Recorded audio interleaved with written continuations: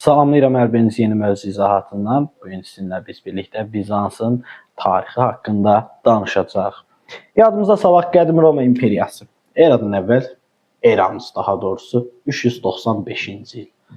Bildiyimiz kimi Roma İmperiyası iki qismə bölünür. Qərbi və Şərqi Roma.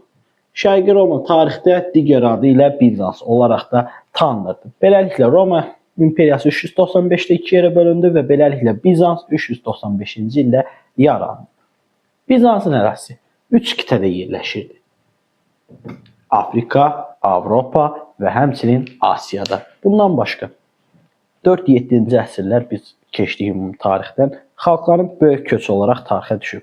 Xalqların böyük köçü zamanı demək olar ki, bütün dövlətlər xeyli ərazilərini itirirlər, zəifləyirlər. Ancaq Bizans dövləti yeganə dövlət idi ki, ərazilər itirsə də, biraz zəifləsə də özünün varlığını, müstəqilliyini qoruyub saxlamağı bacarmışdı.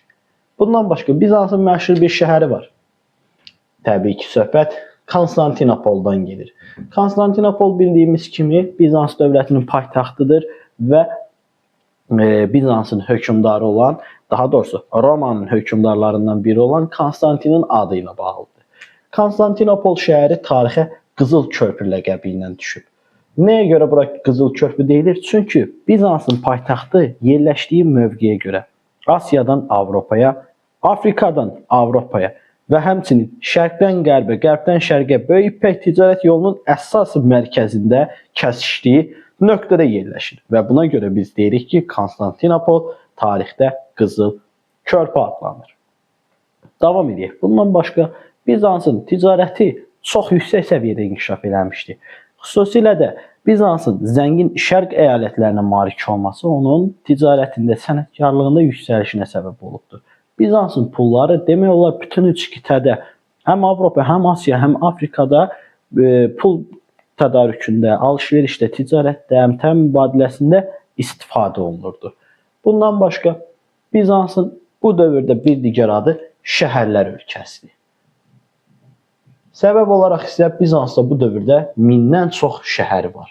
Və bu şəhərlərin sayının çoxluğuna görə, şəhər mədəniyyətinin inkişafına görə Bizansı tarixdə həmçinin şəhərlər ölkəsi adlandırırlar. Bizansın idarə etməsini keçək. Bizansı kimlər idarə edirdi? Bizansı idarə edən imperatordur.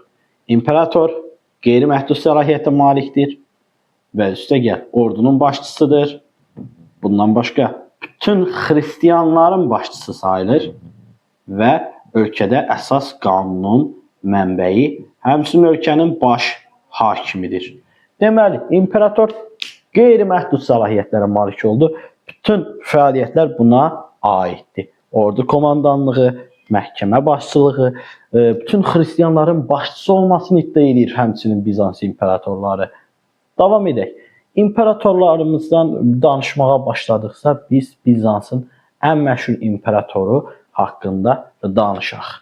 Söhbət gedir Justiniandan.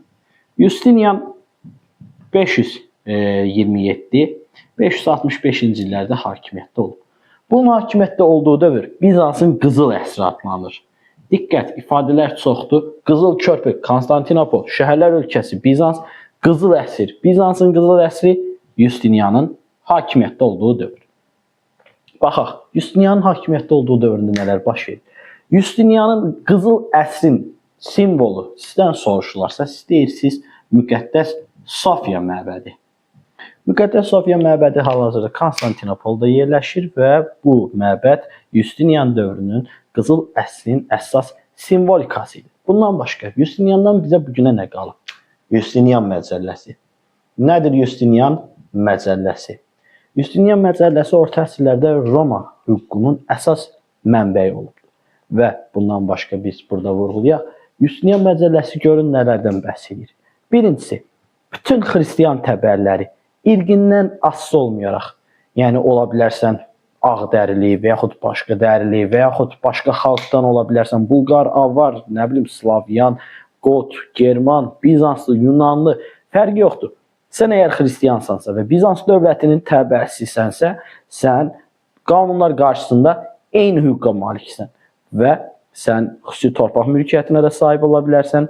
Sən istəsən birbaşa dövlətin ali məhkəməsinə də müraciət edə bilərsən və bütün xristianlar sosial vəziyyətindən və yaxud irqindən asılı olmayaraq qanunlar qarşısında bərabərdir. Justinian məcəlləsi əsas bundan bəhs edirdi və öz dövrü üçün, orta əsrlər dövrü üçün Justinian məcəlləsi digər Avropa ölkələrində də belə deyək ki, Roma hüququnun əsas mənbəyi kimi istifadə olunur. Baxaq, Justinianın xarici siyasəti. Justinianın əsas məqsədi nədən ibarət idi?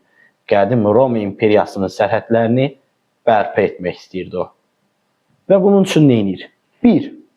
İtaliyada geniş ərazilər tutur. İtaliyada yerləşən Ostkot krallığını məğlub edir. 2.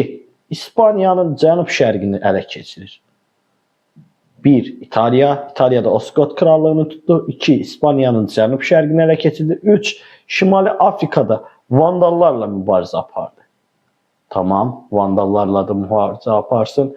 Davam edək. Bundan başqa Şərqdə 532-ci ildə Bizansın əzəli rəqibi söhbət təbii ki, Sasanilərdən gedir.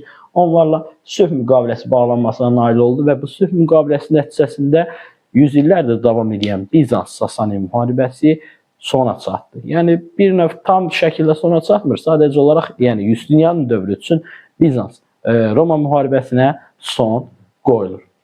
Bizans-Sasani müharibəsinə daha doğrusu deyək. Davam elədik. Baxaq bu dövrdə biz nəyimizdə? Justinianın hakimiyyət dövründə Slavyanlar və Türklər Bizansın Balkan yarımadasındakı ərazilərində məskunlaşmağa başlayırlar. Və lakin bu ərazilərdə məskunlaşmalarının qarşısını Justinian ala bilirmi? Xeyr. Justinian əksinə onlara güzəştə gedir və onların Bizans imperiyası ərazisində məskunlaşmasına icazə verir.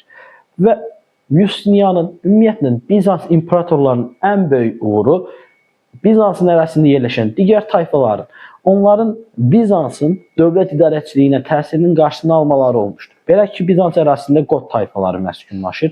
Birinci olaraq Bizans imperatorları həmən tayfaların bir Roma imperiyasının ərazisinə köçürülməsinə nail olurlar. Adi ilə Slavyanlar 6-cı əsrin ortalarında gəlir. Onların da Bizanslılar, belə deyək ki, Bizansın dövlət mədəniyyətinə, xalqının, belə deyək, adət-ənənələrinə qarışmasına, belə deyək ki, imkan vermir. Yəni, dövlət idarəçiliyi, dövlət strukturu yenə Bizansın əlindədir. Lakin Slavyanların gəlişinin Bizans üçün böyük bir əhəmiyyətli dəyişikliyi olur. Çünki artıq 6-cı əsrin ortalarından başlayaraq Bizansda quldarlıq dövrü tam şəkildə dağılır və bunu əvəzləyən feodalizm dövrü olur. Justinianın hakimiyyətinin son dövrlərində ümumiyyətlə Justinian bir çox səhvlərə yol verir. Bu səhvlərdən ən böyüyü isə quldarlıq quruluşunun yenidən bərpa olunması və Qədim Roma imperiyası dövründə mövcud olan bir sıra vergilərin yenidən bərpa olunması idi. Və buna görə də belə deyək ki, Roma Bizans dövləti daxilində buna qarşı xalq narazılıqları baş verirdi. Davam edək. Justinian böyük bir imperiya qura bildi. Bizansın torpağını 2 dəfə böyütdü. Bəli, doğrudur. Ancaq özündən sonraki varisləri üçün boşalmış bir xəzinə, müflisləşmiş bir ordu, zəif bir ölkə buraxdı. Artıq onun varisləri bir sıra ölkələrlə mübarizə şəraitində doğulmuşdular. Bizans zəif idi və ordusu bir sıra müharibələrdə saylarını azaltmış Justinian və buna görə də varisləri çox ağır, çətin bir vəziyyətə düşmüşdülər. Belə ki, gəlin davam edək. 7-ci əsrdə Bizansla mübarizəyə yeni bir dövlət, ərəblər başlayır və ərəblər Bizansın ordularını Asiyanın böyük bir qismindən, Suriyadan, Mesopotamiyadan vurub çıxarırlar və hətta ərəblər o yerə gəlib çatırlar ki, Bizansın paytaxtı Konstantinopolu bir neçə səfər mühasirəyə belə alırlar. Ancaq Konstantinopolun mühasirəsi uğursuzluqla nəticələnir. Paytaxt şəhərini ərəblər, yəni müsəlmanlar ələ keçirə bilmirlər. Deməli, Bizansın şərq tərəfdəki əyalətlərini kimlər ələ keçirməyə çalışmışdılar? Vurğulayaq, ərəblər. 7-ci əsrdə 630-cu illərdən sonra ilk xəlifələr dövründə artıq Bizansla müharibələr başlayır və Suriya, həmçinin biz burada vurğulayaq Mesopotamiya, Asiyadakı torpaqların böyük bir qismi, Şimali Afrikadakı əraziləri həmçinin ərəblər tərəfindən ələ keçirilir və Bizans böyük qazanc mənbəyindən məhrum olur. Və artıq 11-ci yüzilliyə doğru biz irəlilədiyimiz zaman artıq Bizans dövləti həddindən artıq zəifləmişdi. Lakin 11-ci yüzilliyə getməmiş.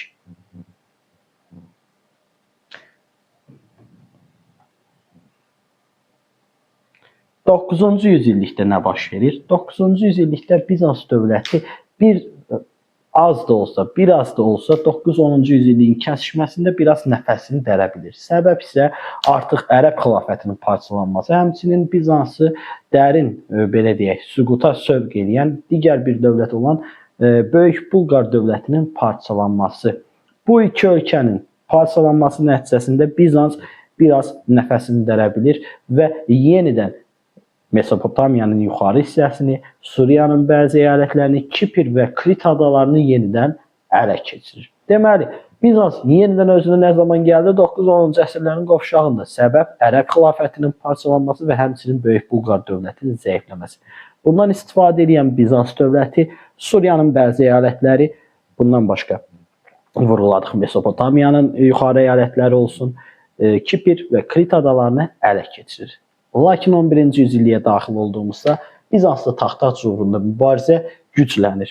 Və 11-ci yüzillik Böyük Səlcuq dövlətinin yüksəliş dövrüdür və 1071 tarixdə böyük bir döyüşlə yadda qalır, Malazgirt döyüşü.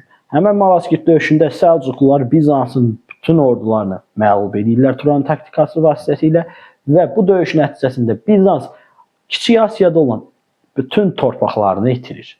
Səlcuqlar Bizansın Kiçik Asiyadakı bütün torpaqlarına demək olar ki, yiyələnirlər və beləliklə Bizansın əlində sadəcə olaraq Konstantinopol şəhəri, Anadoluda bir sıra şəhərlər və həmçinin Balkan yarımadasının cənubunda və şərqində yerləşən bəzi əyalətlər qalır. Bizans dövlətinin varlığına son qoyan dövlətimiz isə, belə deyək, Xaçlılar bir müddət Bizansın varlığına son qoyur. Doğrudur. Belə ki, 4-cü Xaçlı yürüşü zamanı 1204-cü ildə Xaçlılar Bizansın mərkəzi Konstantinopol ələ keçirirlər və bir müddətliyə 1204 ilə 1261-ci illər arasında Bizans imperiyası müvəqqəti süquta uğrayır. Ancaq 1261-də səlibçiləri, yəni xristianları ölkədən qovmağa nail olur Bizans imperatoru və bunun sayəsində yenidən Bizans imperiyası bərpa olunur. Bizans imperiyasının tam şəkildə varlığına son qoyan dövlət isə tarixdə yəqin ki, hər birimizin bildiyi 1453-cü ilin 2-ci Mehmetin fəthi olur. Belə ki, 1453-cü ilin may ayında 2-ci Mehmet öz qoşunları ilə Konstantinopolu fəth edir və beləliklə Bizans imperiyası tarixin toz səhifələrinə qarışır. Belə, bugünkü mövzumuz da bu qədər. Ümid edirəm sizin üçün tam şəkildə açıqlayıcı oldu. Gələn dərslərimizdə o zaman görüşərik. Sağ olun, salamat qalın.